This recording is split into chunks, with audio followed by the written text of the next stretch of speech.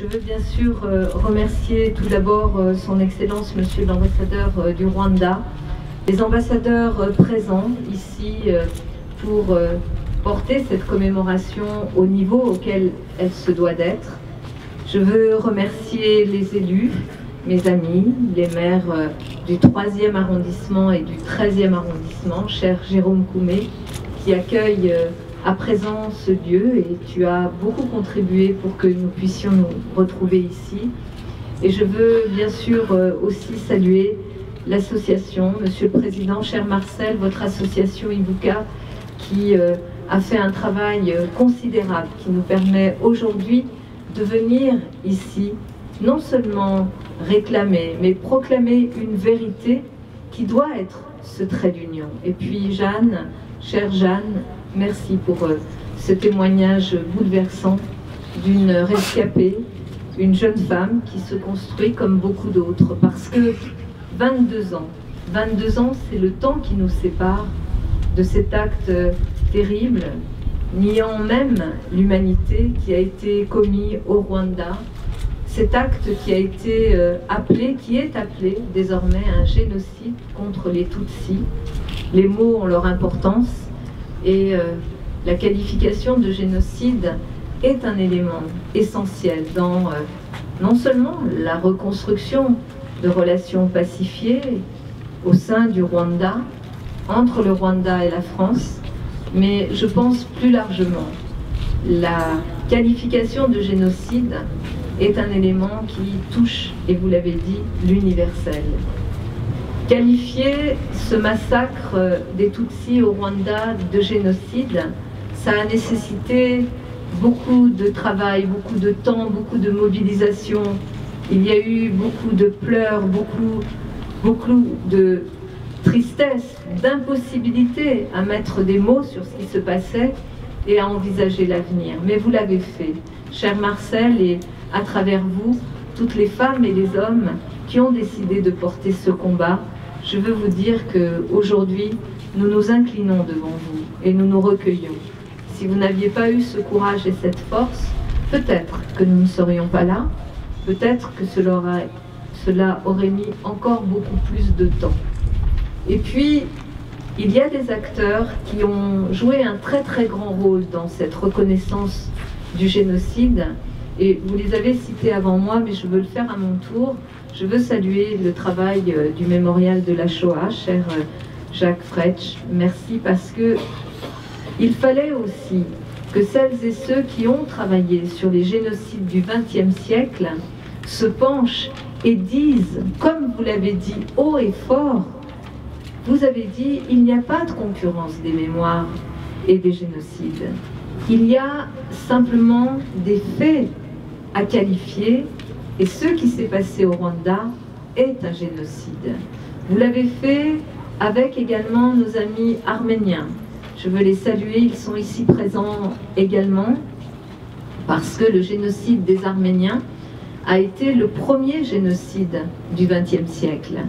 Et il a sans doute permis de donner cette logique de mort, cette idéologie. Il a permis à cette idéologie d'accomplir la Shoah. Et puis, il y a le génocide du Rwanda, et puis aussi du peuple cambodgien.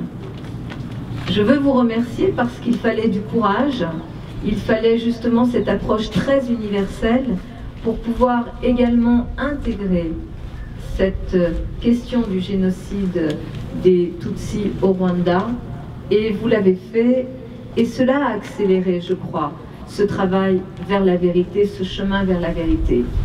C'est vrai que certains ont peur parfois de la vérité, de ce qu'elle pourrait générer, du fait que la vérité pourrait être belliqueuse et non pas pacificatrice. Moi, depuis longtemps, j'ai une pensée nourrie de la pensée humaniste. Et je pense qu'il ne faut pas avoir peur de la vérité. La seule chose qui permette de se reconstruire, c'est la vérité. C'est ce qui nous permet à la fois de savoir de quoi l'humanité est capable, les pires horreurs, ce dont elle a été capable au Rwanda, mais de savoir aussi comment surmonter ces horreurs et transmettre, parce que nous le savons, c'est plus qu'une intuition. Il faut transmettre à nos enfants, à ceux qui vont faire ce monde de demain, à ces citoyens de demain, il faut leur transmettre ces valeurs humanistes et universelles pour qu'eux-mêmes puissent trouver ce chemin. Et il n'y a pas d'autre chemin que celui des valeurs humanistes et universelles. Je veux vous remercier, chers enfants.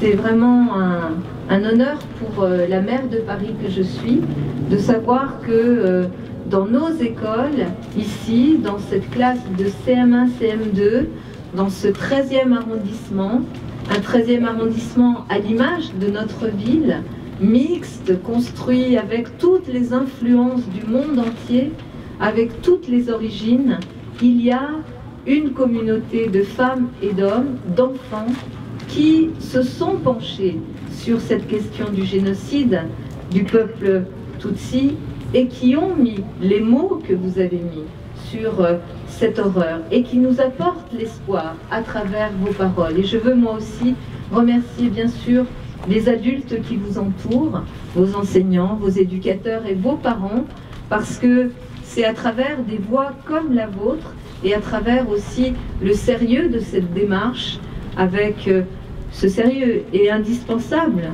vu ce à quoi on s'attaque quand on parle du génocide des Tutsis.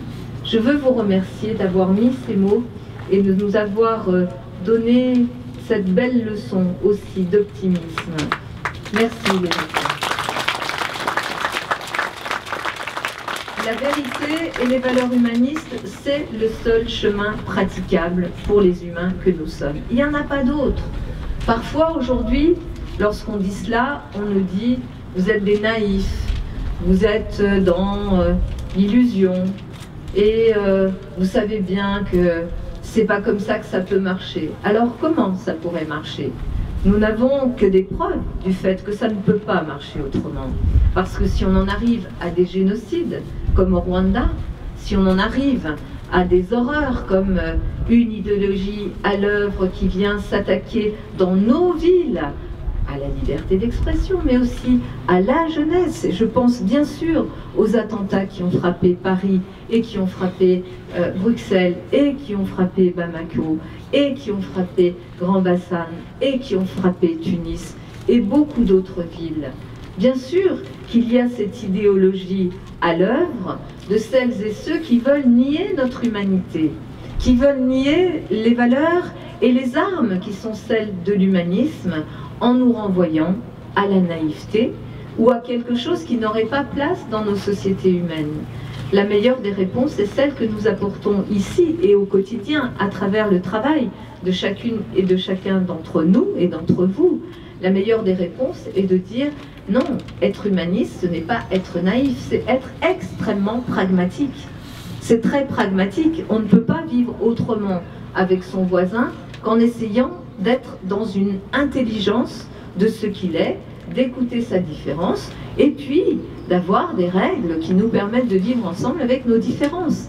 Et ces règles, eh bien, c'est le droit, oui, la justice internationale pour les crimes contre l'humanité, pour les auteurs, les complices des génocides, mais aussi la démocratie, des pays dans lesquels on peut dire son opinion, débattre, échanger, progresser, apprendre de la différence de l'autre, et bien sûr l'éducation.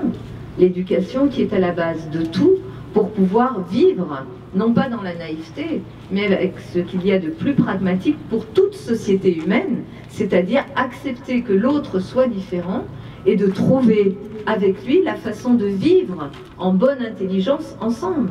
C'est ça ce chemin, le chemin de la vérité, le chemin sur lequel vous nous avez mis, vous les associations, vous les survivants et les rescapés de ce génocide, comme ceux des génocides antérieurs du XXe siècle.